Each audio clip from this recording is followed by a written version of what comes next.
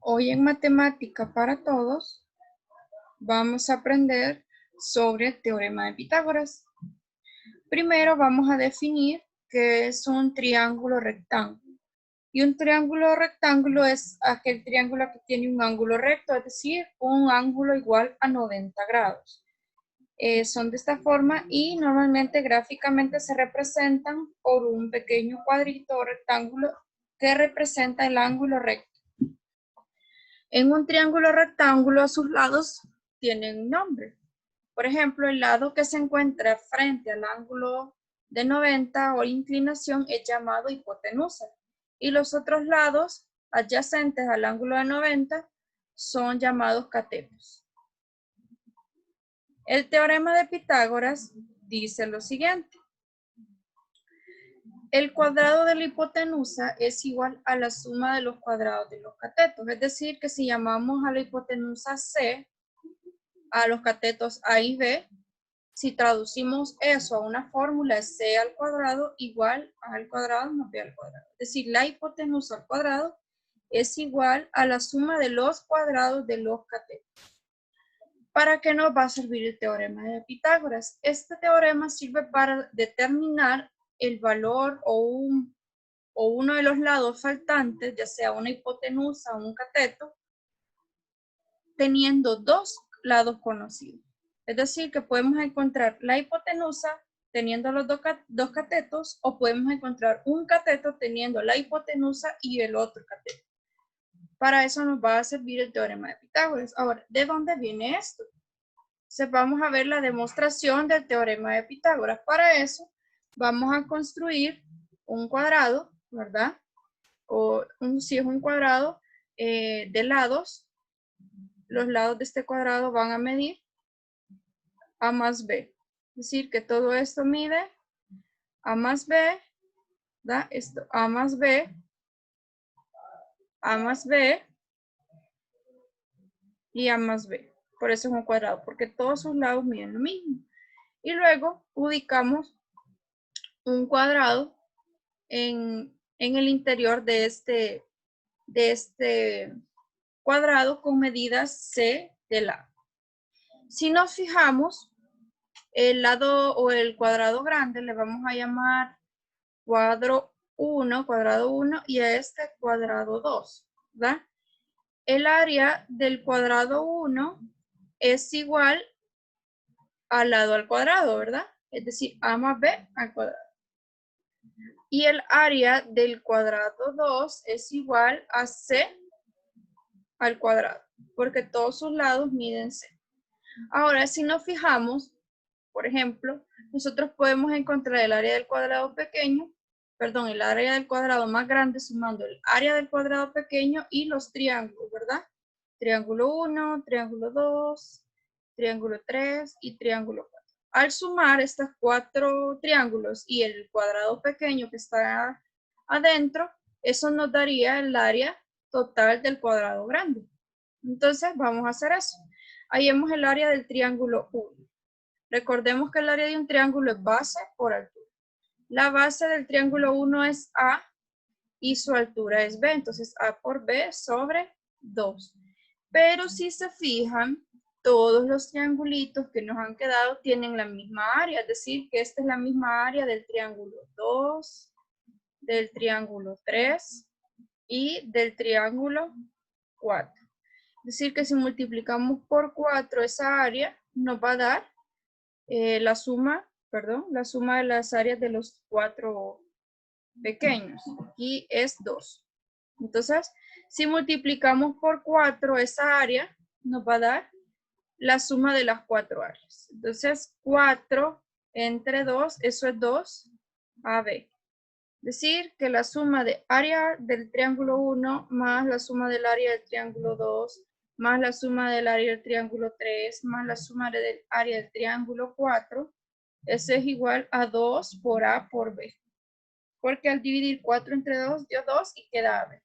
Entonces ya tenemos la suma de las áreas de los triángulos pequeños y la suma del cuadrado pequeño. Entonces, si continuamos nuestra demostración, teníamos que el área del cuadrado más grande, ¿verdad?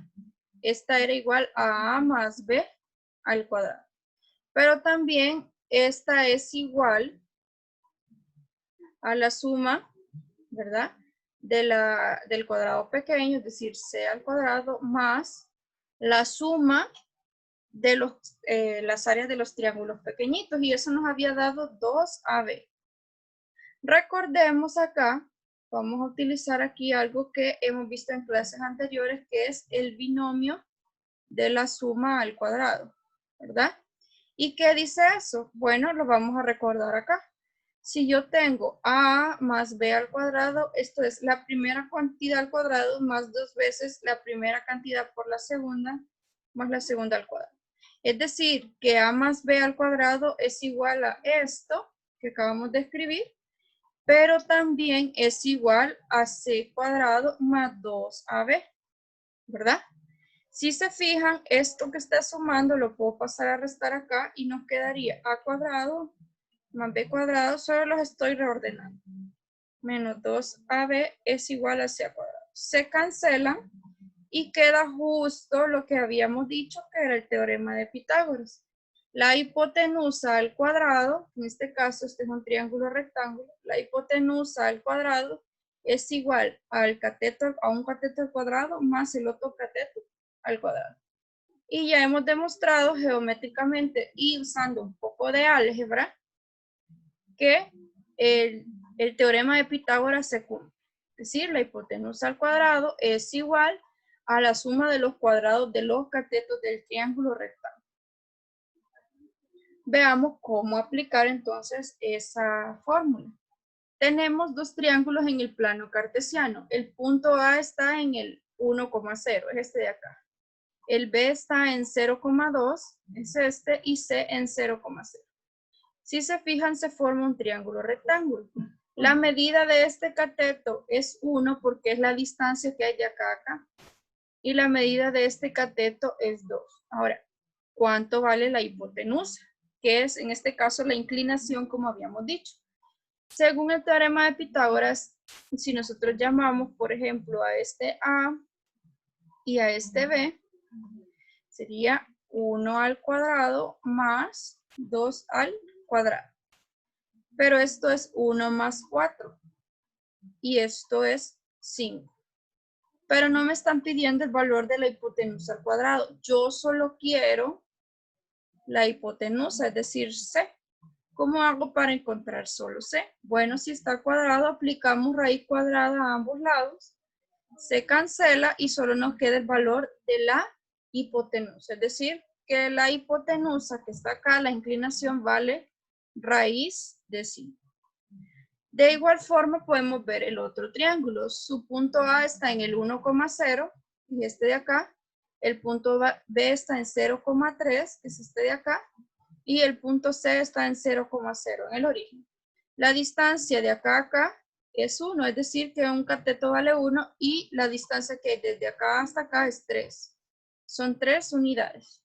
Entonces ya tenemos los valores de los catetos, lo que no tenemos es el valor de la hipotenusa. Entonces, nuevamente aplicamos el teorema de Pitágoras, recordemos que es este, ¿verdad? C al cuadrado igual a cuadrado más b al cuadrado. A y B pueden ser cualquiera de los catetos, eso es indiferente quién es A y quién es B. Digamos que A en este caso le vamos a poner 3, 3 al cuadrado. Y B ahora es 1, ¿verdad? Si elevamos esto al cuadrado nos queda 9 más 1. Entonces, C al cuadrado es igual a 10. Pero yo solo quiero el valor de C, no el valor de la hipotenusa al cuadrado. Entonces, para eso aplicamos raíz cuadrada a ambos lados de la igualdad y nos queda que C es equivalente a raíz de 10. Es decir, que la inclinación en este gráfico es raíz de 10 unidades. Y eso es lo que vale la hipotenusa. Ahora veamos en el siguiente ejemplo también. En este caso, si se fijan, tenemos la hipotenusa. Aquí está, recordemos que este es el ángulo de 90. El lado que está justo frente al ángulo de 90 es la hipotenusa. Y los que están al otro lado, los otros lados restantes son los catetos. Entonces aquí tenemos un cateto, pero aquí nos hace falta uno, no sabemos cuánto vale. Digamos, Recordemos que el teorema de Pitágoras es este, entonces sustituimos. Digamos que el que nos hace falta es A y a este le vamos a llamar B. Entonces cambiamos, como dice, la hipotenusa al cuadrado, bueno, la hipotenusa ya la tenemos, es raíz de 15 al cuadrado. B ya lo tenemos, lo sustituimos y nos queda 3 al cuadrado. Al realizar estas operaciones, si se fijan, lo que yo quiero es encontrar A. Entonces, esto que está sumando lo voy a pasar a restar al otro lado. Si yo aplico raíz cuadrada aquí, se cancela la raíz al elevar al cuadrado, perdón, y 3 al cuadrado es 9. Si a 15 yo le quito 9, eso da 6. Pero como esto da el cateto al cuadrado, yo no quiero A cuadrado, quiero solo A. Entonces, para poder obtener el valor de A, sacamos raíz cuadrada a ambos lados. Aquí se cancela y aquí pues queda raíz de 6. Y ya encontramos el valor del cateto que hacía falta, que es igual a raíz de 6. Ahora verifiquemos si estos tres triángulos acá cumplen el teorema de Pitágoras por ser triángulos rectángulos, ¿verdad? Entonces, si son triángulos rectángulos, tienen que cumplirlo. Si no, significa que el triángulo que ha sido formado, pues no cumple y por lo tanto no puede existir, porque todos los triángulos rectángulos cumplen el teorema de Pitágoras. Veamos el primero. Dice que la hipotenusa, recordemos, es el lado que está enfrente del ángulo de 90. La hipotenusa, vamos a escribir la fórmula. La hipotenusa es raíz de 5, un cateto vale 1 y el otro vale 2. Veamos si raíz cuadrada de 5 es igual a 1 al cuadrado más 2 al cuadrado. Se cancela, esto queda 5, es decir, que si aquí me da 5, sí cumple el teorema de Pitágoras. 1, 2 al cuadrado es 4, y en efecto 5 es igual a 5. ¿Cómo se cumple el teorema de Pitágoras? Entonces este triángulo está bien definido, ¿verdad? O sea que los lados que se han escrito, sí puede existir un triángulo con esas medidas. Veamos para el literal B. Nuevamente utilizando el teorema de Pitágoras, ¿verdad? Veamos, la hipotenusa es este que está enfrente del ángulo de 90. Es decir, que raíz de 13 al cuadrado tiene que ser igual a 3 al cuadrado más 2 al cuadrado, porque son los catetos que están acá. Si elevamos esto al cuadrado, esto es 9, y si elevamos esto al cuadrado, esto es 4. Esto se cancela y nos queda que en efecto 13 es igual a 13. Por lo tanto, este triángulo, el literal B, sí cumple el teorema de Pitágoras, por lo tanto, sí puede existir un triángulo con estas medidas. Ahora comprobemos con el último triángulo. En el literal C. Entonces recordemos el teorema de Pitágoras. Ahora hacemos la sustitución. La hipotenusa es raíz de 13, perdón, es 13, lo siento. Es 13 porque es el que está opuesto. 13 al cuadrado tiene que ser igual a 5 al cuadrado más 12 al cuadrado porque son los catetos, ¿verdad? Ahora operemos. Si nosotros elevamos 13 al cuadrado, obtenemos 169. Si al hacer esto de acá nos da también 169, pues está bien. Ahora, 5 al cuadrado es 25 y 12 al cuadrado es 144. Si a 144 yo le sumo 25, obtengo 169. Como tengo lo mismo a ambos lados, es decir, que se cumple el teorema de Pitágoras, el triángulo del literal C puede existir con estas medidas. Si no me daba lo mismo, puedo concluir que ese triángulo no cumple el teorema de Pitágoras y por lo tanto no puede existir un triángulo con dichas medidas y que sea rectángulo, ¿verdad? Puede existir un triángulo quizás con esas medidas, pero no va a ser un triángulo rectángulo. Esto solo es para triángulos rectángulos. El teorema de Pitágoras se aplica para este tipo de triángulo.